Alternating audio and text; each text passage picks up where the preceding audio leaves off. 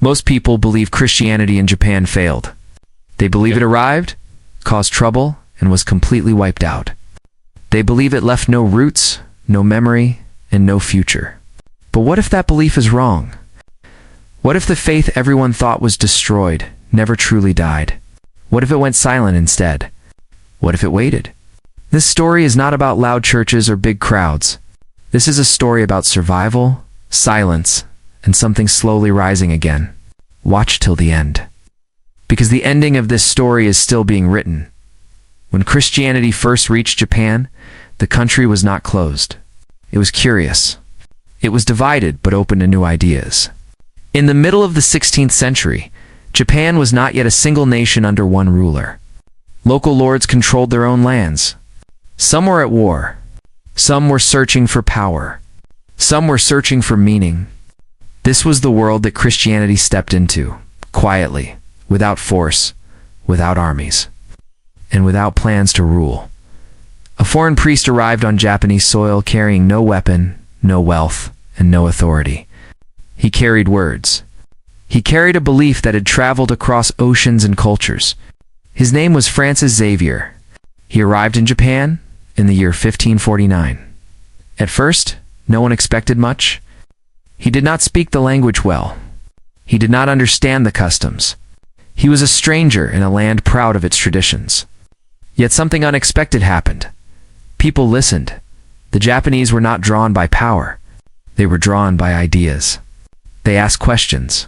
They challenged teachings. They compared beliefs. Christianity did not spread because of fear or pressure. It spread because people were curious about truth.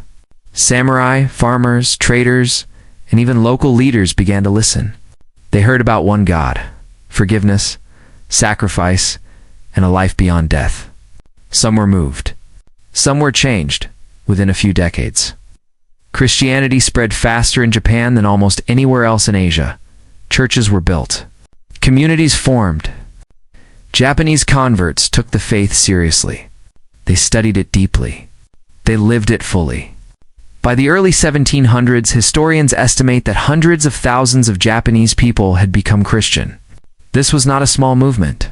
This was not hidden. It was alive and growing. But growth always brings fear. As Christianity spread, Japanese leaders began to worry. Not because Christians were violent, not because they rebelled, but because Christianity asked for loyalty that went beyond the state. It taught that there was a higher authority than rulers. It taught that conscience mattered more than orders.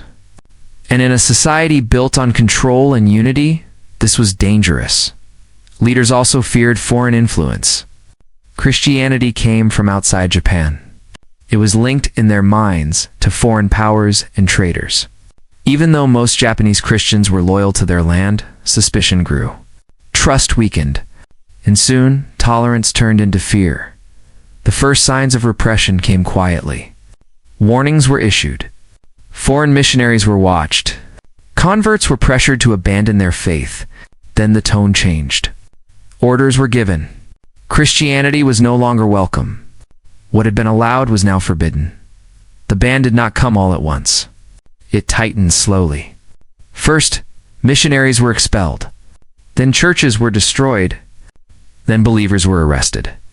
Finally, faith itself was treated as a crime. Public examples were made. Believers were forced to choose.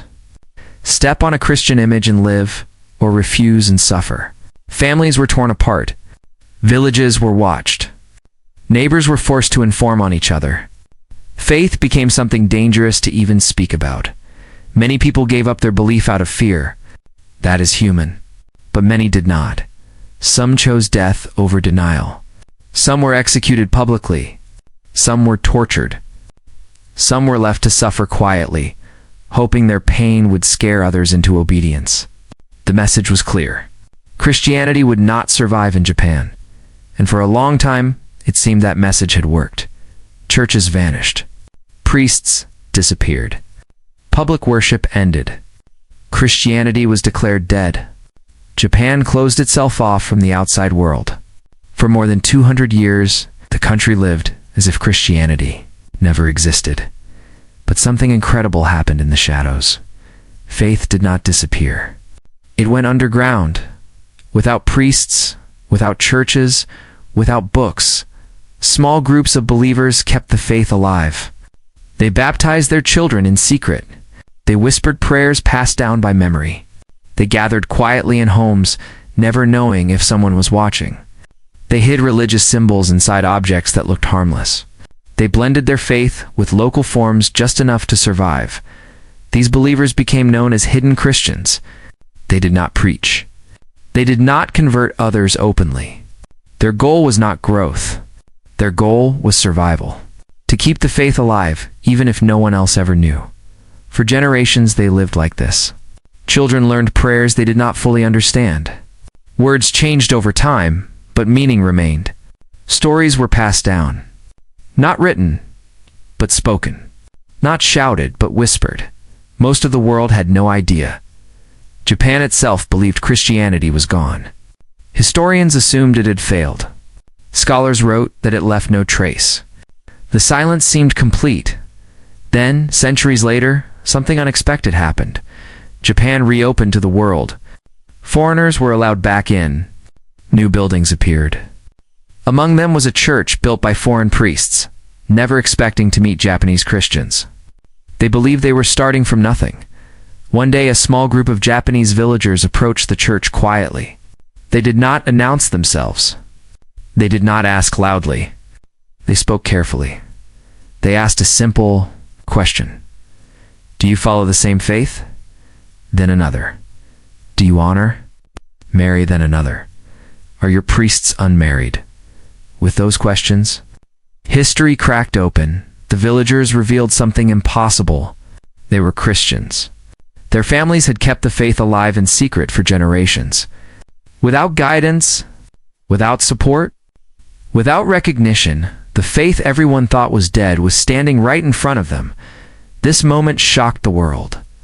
It was proof that belief can survive without institutions, that faith can live without power, that silence does not mean death. But this was not the end of the story. It was only a reminder. Japan changed again. Modern life arrived. Cities grew. Traditions shifted. Religion became private. Christianity remained a tiny minority. Many assumed it would slowly fade again, this time for good. Yet something strange is happening today. In a society known for quiet reflection, faith is returning quietly, not through force, not through mass movements, but through personal searching. People are discovering Christianity on their own, through books, through conversations, through questions they cannot ignore. Some find it through history, some through suffering, some through a sense that something is missing in a world full of noise. The numbers are small, the signs are subtle, but the pattern is real. Japan's Catholic story is not loud. It never was. It does not rely on crowds or power. It relies on depth, on endurance, on a faith that has already survived the impossible once.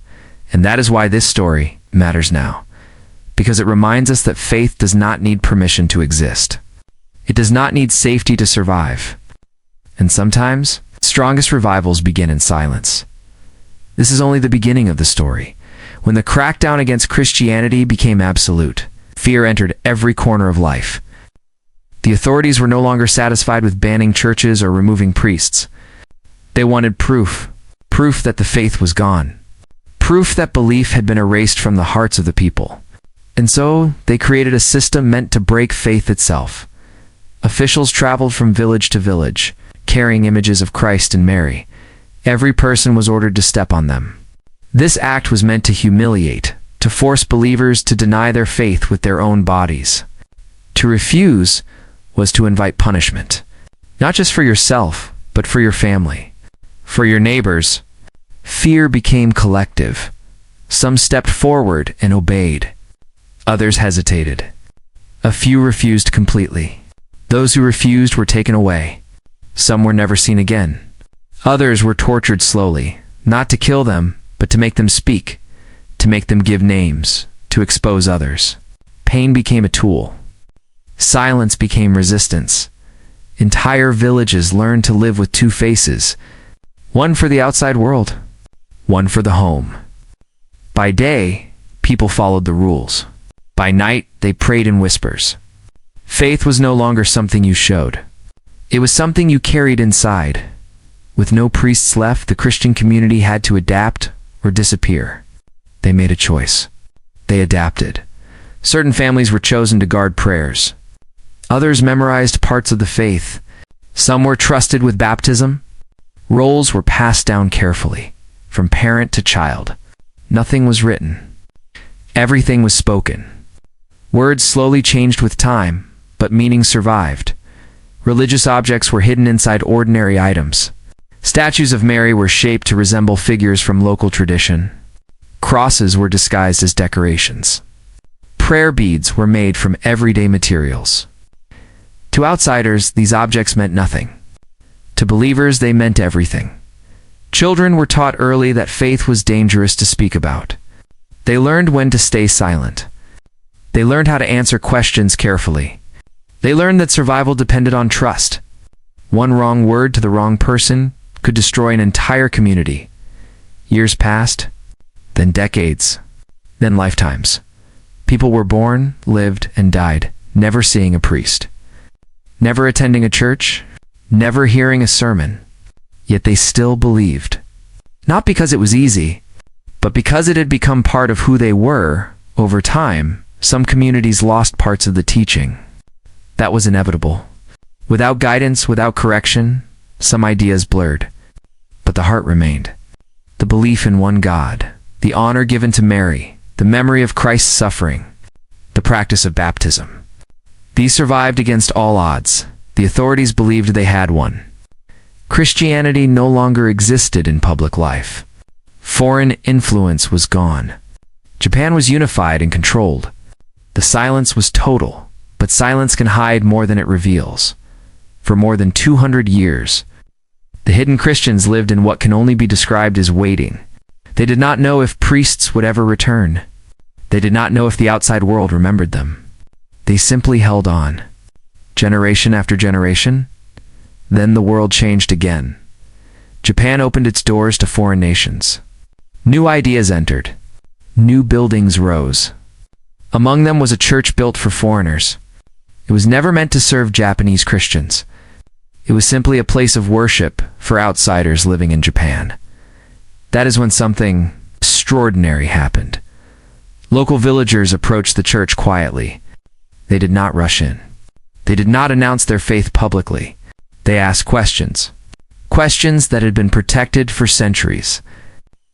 Questions passed down through fear and silence.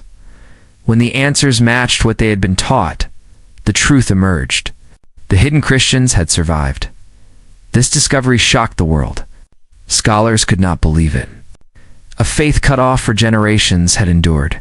Not in books, not in institutions, but in memory and practice. Yet the return of priests did not bring easy healing. The hidden Christians had lived without guidance for so long that reunion was complicated. Some accepted the returning church immediately. Others hesitated. Their traditions had become unique. Their faith had taken on forms shaped by survival. Some communities chose to remain separate. Others slowly rejoined. Pain, confusion, and joy mixed together. The scars of persecution did not vanish overnight. As Japan moved into the modern age, religion changed again. Public belief became rare. Faith became private. Christianity remained a small presence. Many assumed its role in Japan was finished. But history was not done repeating itself. In the modern world, people face a different kind of pressure. Not violent persecution, but quiet emptiness. Life is busy. Success is demanding. Yet many feel something missing. In that space, questions return. Some people in Japan began to search again. Not because of tradition, not because of family pressure, but because of personal need. They read, they listened. They explored ideas once buried by history. Faith did not return through crowds. It returned through individuals. Some encountered Christianity through art, some through stories of the past, some through moments of suffering that technology could not fix. And slowly, quietly, a pattern appeared. Catholicism in Japan was not gone. It was waiting in the same way it had waited before. In silence, in patience, in small, almost invisible ways. And this time, it was not fear that kept it hidden. It was humility.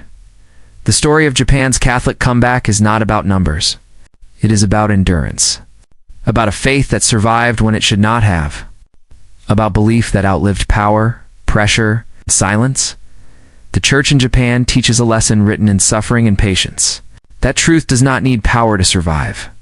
That faith does not need approval to endure. And that revival does not always arrive with fire. Sometimes it arrives like a whisper strong enough to last centuries as this story continues to unfold. One thing is clear. Japan's Catholic faith was never erased. It was protected. It was tested. And now it is being rediscovered. Not loudly, not forcefully, but faithfully.